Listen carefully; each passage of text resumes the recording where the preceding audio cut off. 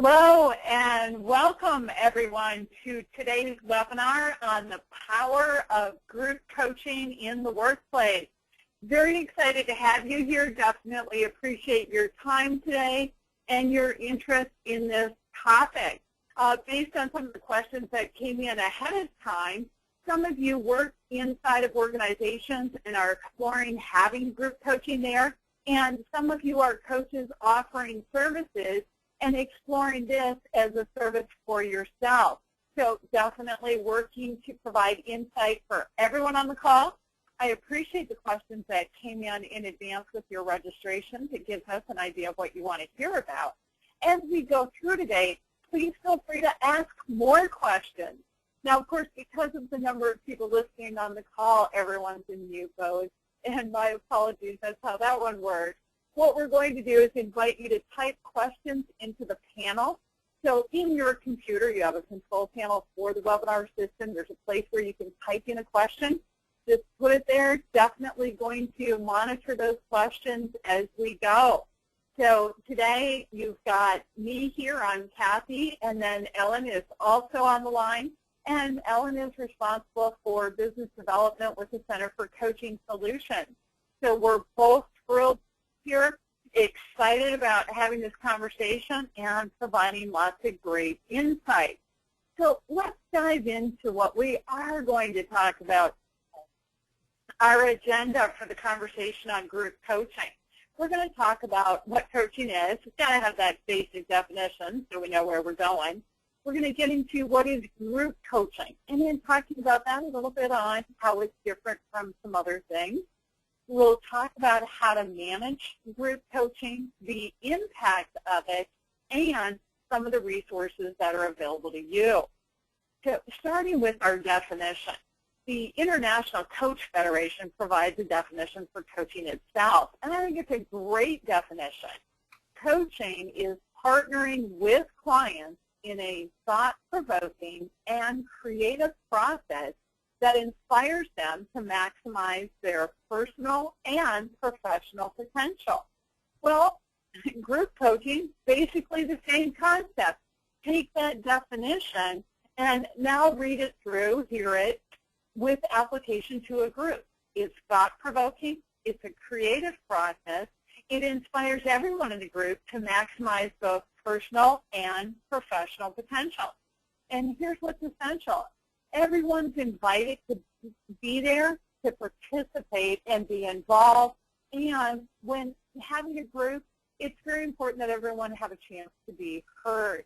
And that's what we're there doing as coaches. Now, how is it different? Well, group coaching is not therapy or counseling. Think about it this way. Therapy and counseling is about healing something that's occurred in the past. Group coaching is about creating that forward focus, that awareness of where you want to go. It's not mentoring or consulting. If someone is mentoring or consulting, they're the expert. They offer all kinds of wisdom and insight and experience, and that's a fabulous expertise from everybody in the group. They are the experts. Our job as a coach is to pull out that expertise, because sometimes they're aware they've got it, and sometimes they actually are unaware of their own level of expertise.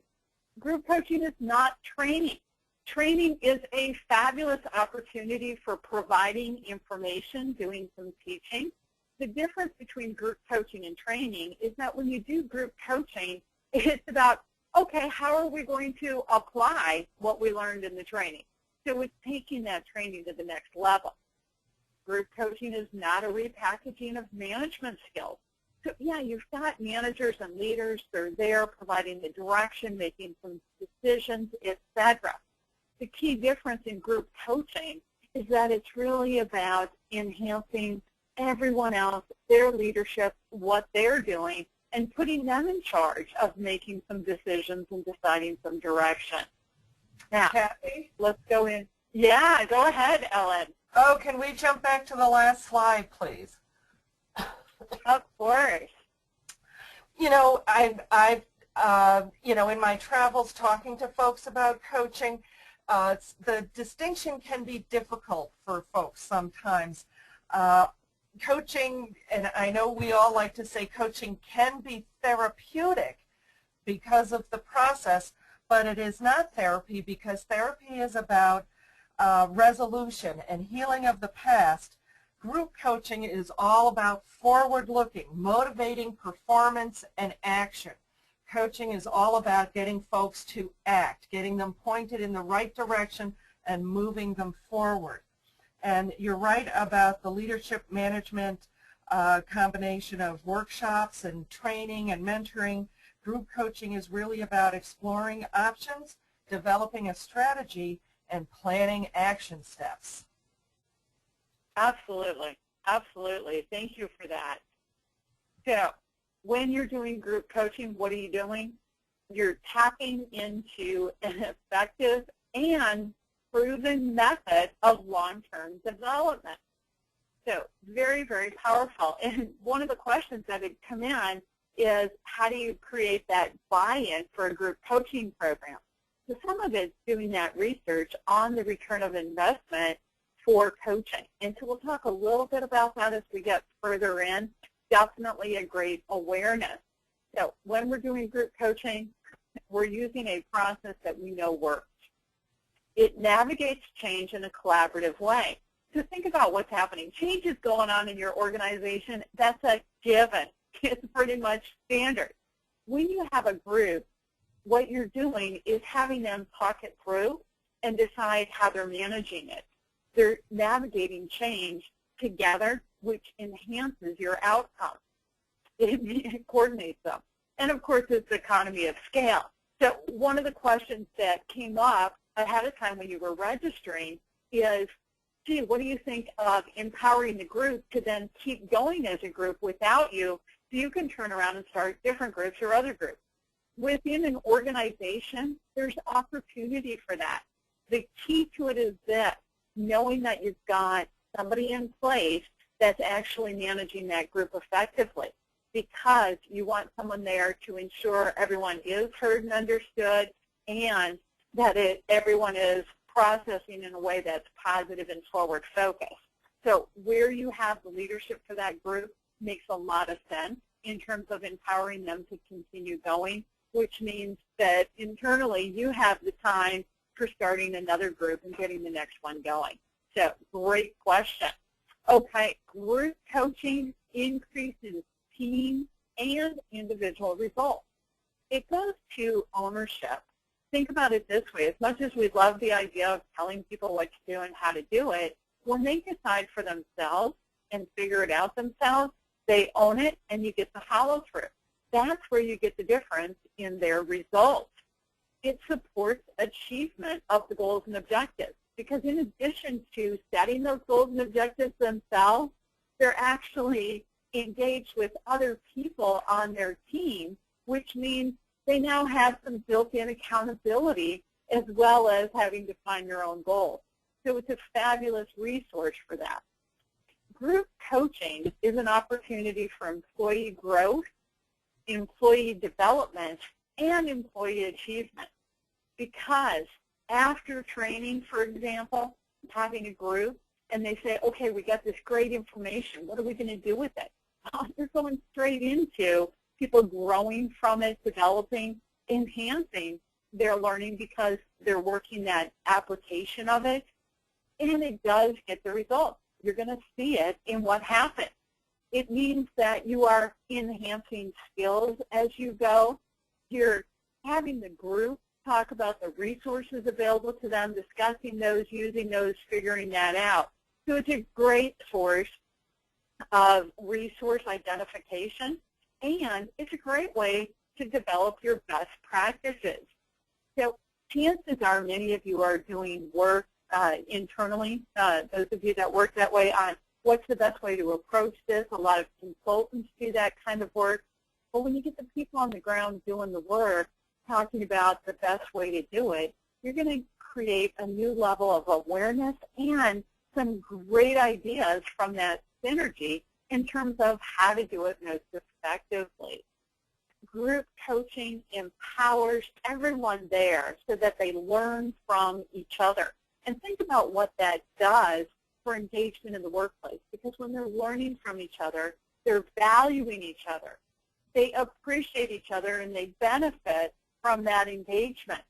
Everyone's engaged, and everyone's there in terms of the benefit of everyone else. It's a difference between being territorial and being collegial in the workplace. Group coaching is creating that collegial, focused environment culture. It enhances individual growth, and that is supporting the group and the team. Now, when you do a group, it is very important to make some decisions ahead of time. So let's dig into some of those. You want to decide the purpose of your group. So are you going to have a group in terms of developing leadership? Is it a group for handling management? Is your group there on an operational side, how you do what you do? Is it a particular project that you're dealing with? Is it an advisory group? What's your common goal? It's a very important thing to decide. Or perhaps you're going to have a mastermind group, and it's really just the brainstorming and new thinking. So there are different purposes for groups. Now, these are some examples that are more common within a workplace. Some of you do coaching as a business. The concept there is deciding what is your group when you're doing it as a business. So you want to decide, okay, is this group because everyone here is in a career transition process, they're looking for a career, or they're changing their career, whatever it is. And so you're thinking about the purpose of the people in there. This is speaking to the common goal, and it's also tapping the mastermind side of it. It's a great way of really developing what you offer as an individual coach.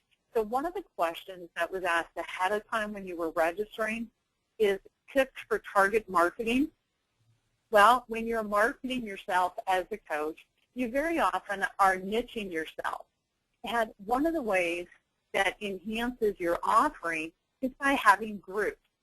So think about it this way. The person that asked this question talked about financial services. There was one person that was talking about groups for women. So you're out there, you're a coach, you have niche areas. You offer a group that has a common goal, a common focus. That group actually serves to a large degree as a mastermind group for the people in it. Well, as a coach, this does a couple of things. Number one, it makes sense to add value to the people you serve, because when they're involved in a group, you get a lot of people talking and thinking and brainstorming and a lot of perspectives. So it's great for the different ideas. It's also, for many people, the difference between can I afford coaching or not.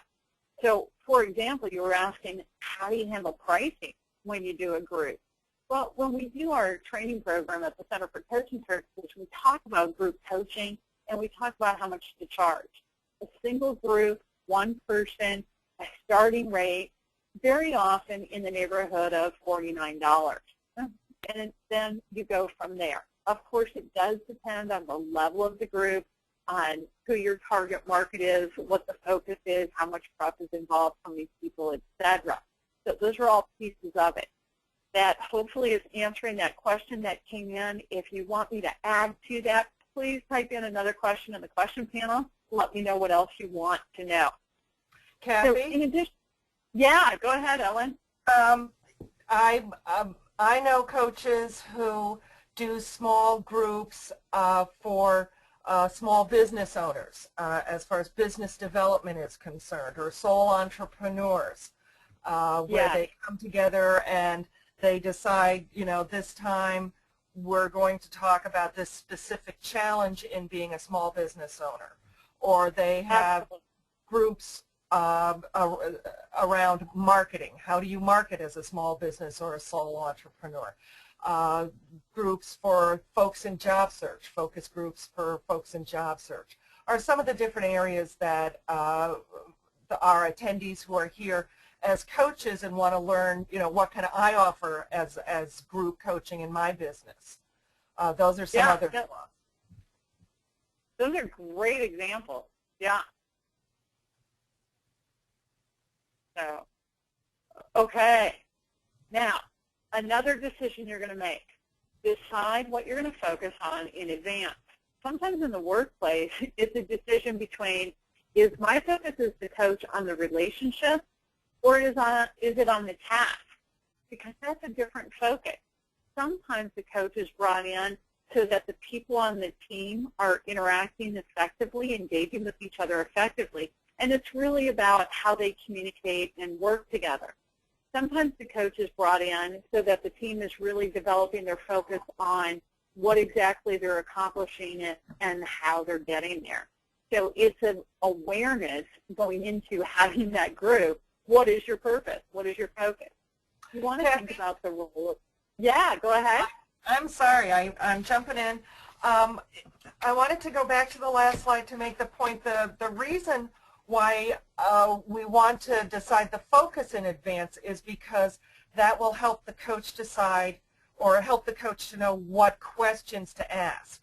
The questions will differ depending on, are we talking, is the focus relationships or is it tasks? Some of the questions, if it's relationships, are, is there friction between departments or within the team?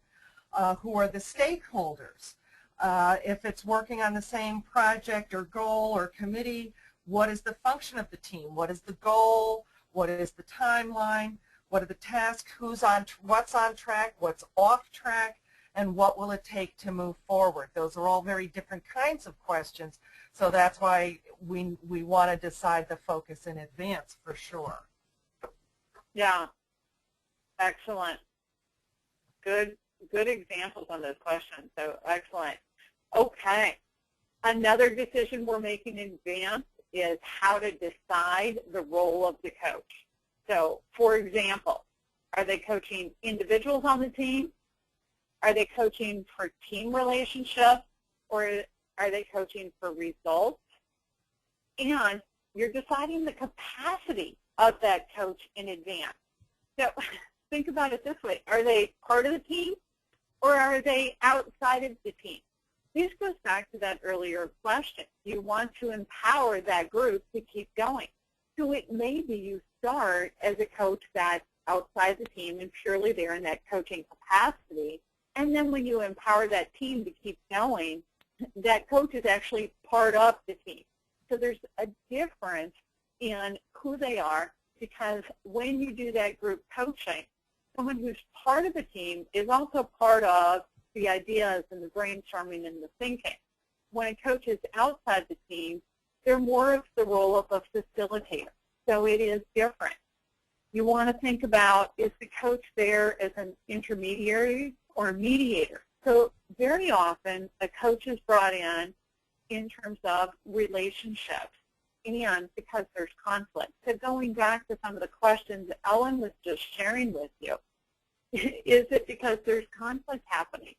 And maybe it's internal conflict amongst people on the team, or maybe it's conflict between this work team and a different work team that they have to interact with.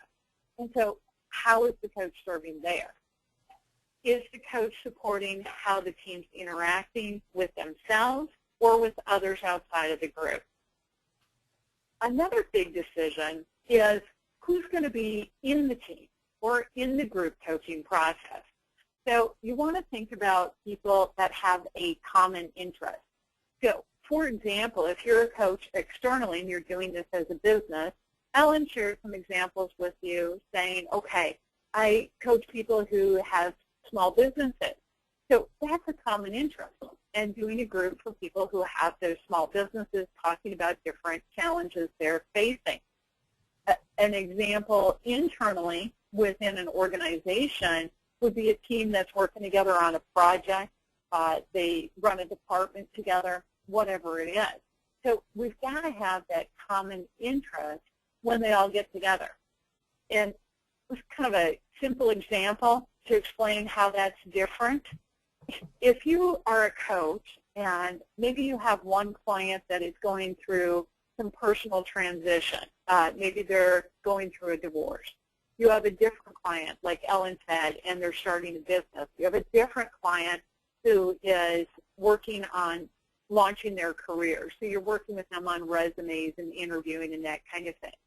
Would you put them together in a group? Of course not. They all have very different interests, and they have a very different focus. So when you put together a group and you're organizing it, it's really, hey, what are they here to talk about? And that common interest, that common focus is essential. As far as size of how many people to include, 3 to 12 is a great number. 3 is enough to get a group started. You want to build on that. By the time you get to 12, you're probably splitting it into 2 groups. The reason for that is because when you get more than that in a group, we start missing out on the opportunity for everyone to be involved in the discussion, to be included, and to feel like, hey, yeah, I'm going to speak up and say something. You'll start having people that are quiet and in the background. 3 to 12 people is great. 6 to 12 seems to be a sweet spot in a lot of organizations. So in terms of who's in the group, think about that. Now, as far as your process, how you actually manage the group coaching, you've got 2 different approaches that people talk about. One is prepared questions. The other is free-flowing. So if you're prepared questions, that means before you even get together as a group, the coach is sitting down and working up a list of questions. They're deciding how they're going to ask what they ask and what the flow is. When a coach is free-flowing, they show up at the group and they ask questions based on instinct, what's happening in the moment. Very often coaches are using a combination. They have a set of prepared questions and they go with the flow during the conversation. So it's a plan A and plan B, if you will, of, hey, depending on what happens in this conversation, I've got these questions here, and if the conversation is going in a great direction, we're going with it. Another consideration, 2 different things, pre-selecting the topics or deciding them when you get started at that group. If you're pre-selecting, it may be you're saying, oh, given that I'm coaching people who are in a career search, I have a pretty good idea of what the topics are. We got to talk about being confident with what you're doing, your resume, your strategies for finding different jobs. We'll talk about networking. We'll talk about interviewing skills, etc. And you develop a quasi-curriculum, if you will, or an outlined approach to your group coaching process. You pre-select the topics. You have an idea of where you're going. Alternatively, it may be, for example, Ellen talked about the small business groups. And maybe you get that group of small business owners together and you sit down and you say, okay, who wants to bring up a challenge? Who's got something going on? What do you all want to talk about? And then the group's throwing out things that are going on, and the group is deciding what to talk about when you're there. So both approaches have value. Different things serve different people at different times. As a coach, it's about considering your level of comfort with the different options, deciding what works for you, and what makes sense for your client. So definitely a consideration. Now, another thing to think about in having group coaching is where you're going to actually have the group. So, for example, some coaches will host groups on Skype. Some use a conference call line. Some do a webinar like what we're on right now. And then, of course, the face-to-face option when everyone's in the same physical area or city, whatever that might be. All of these are viable options, and there's pros and cons to each. Skype is something that international people are familiar with it. It's fairly easy for people to log in, have accounts, that kind of thing. And depending on whether you add some bells and whistles to your Skype, you can actually do where you include video and see everybody's faces. Some people like that. Sometimes people are doing screen sharing. Conference calls, there are places you can have a free conference line. Some organizations have conference line technology set up. It's pretty easy. It's a given. And interestingly enough, some of those conference line services are also offering screen sharing. So everybody's on the phone and sharing screens. Fascinating.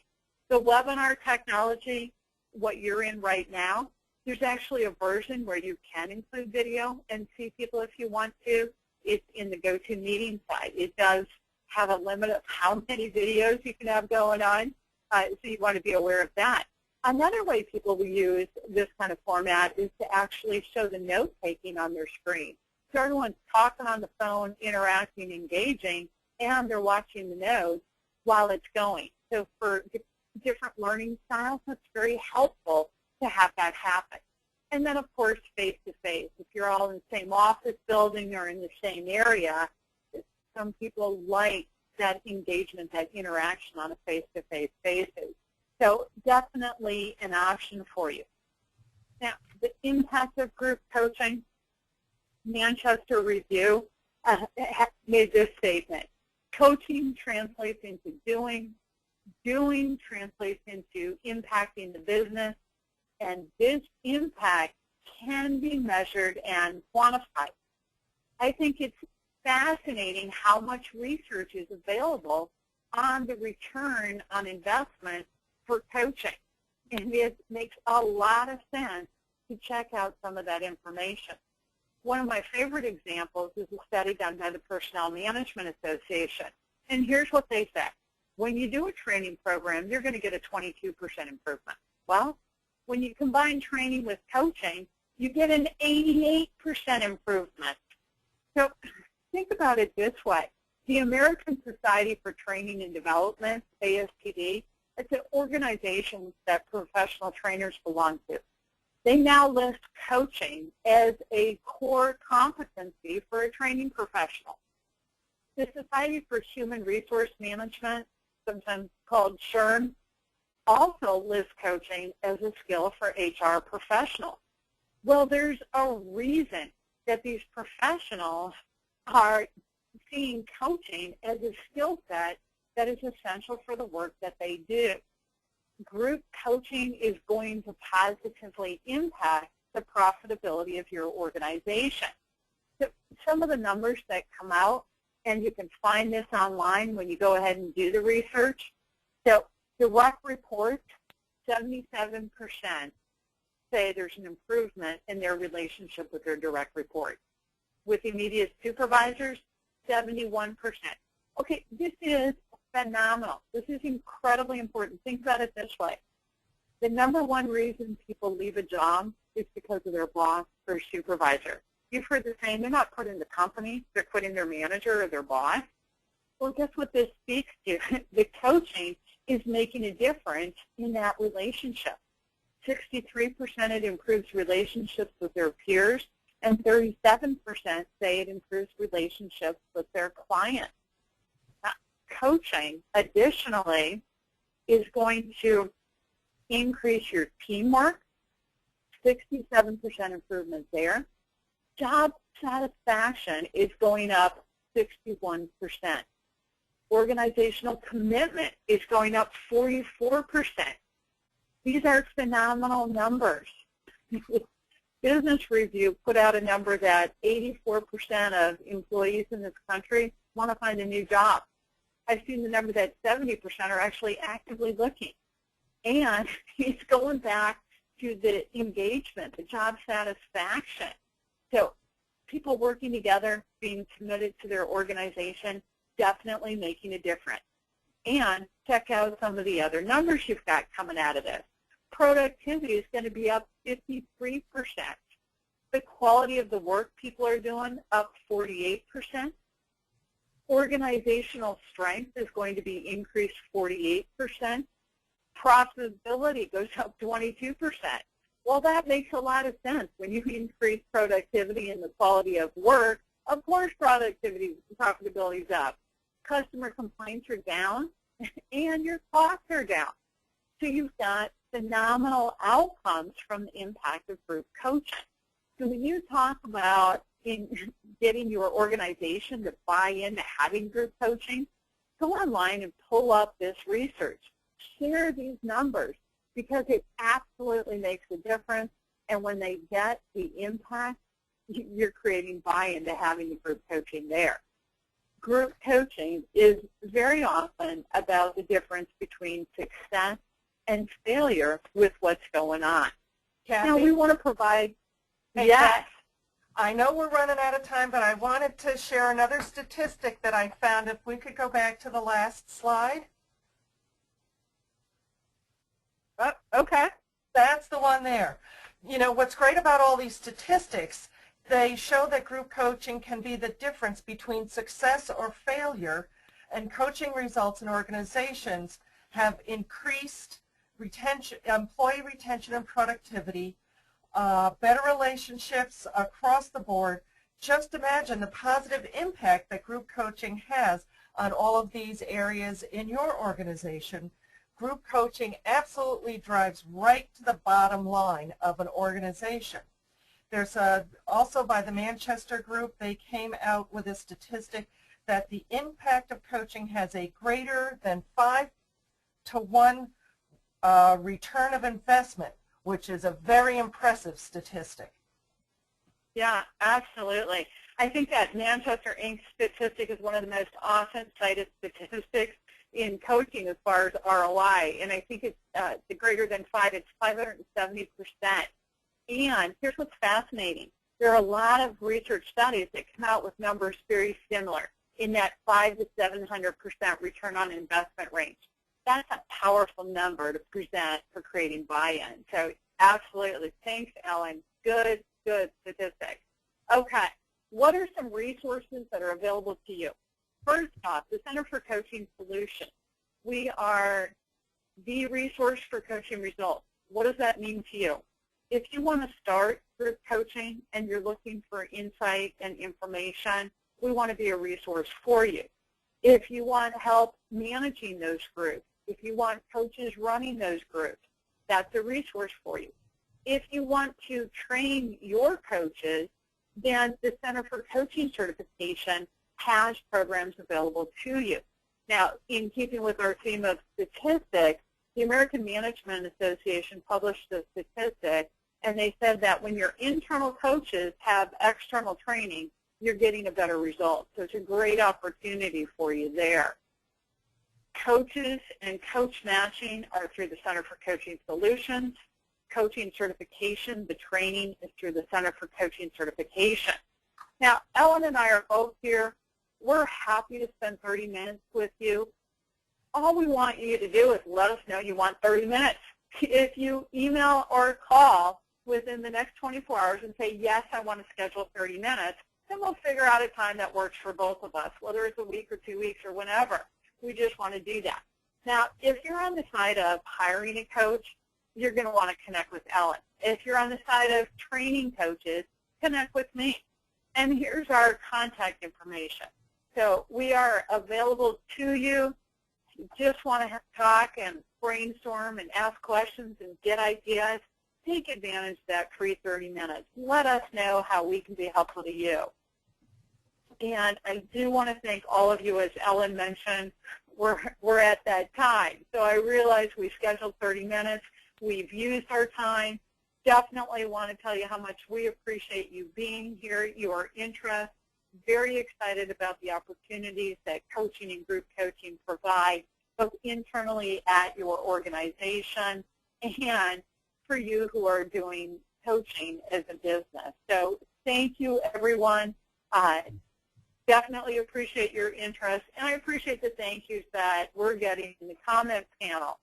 Just to let you know, I will hang around as long as there are still people on the call. I want to make sure I'm answering any additional questions.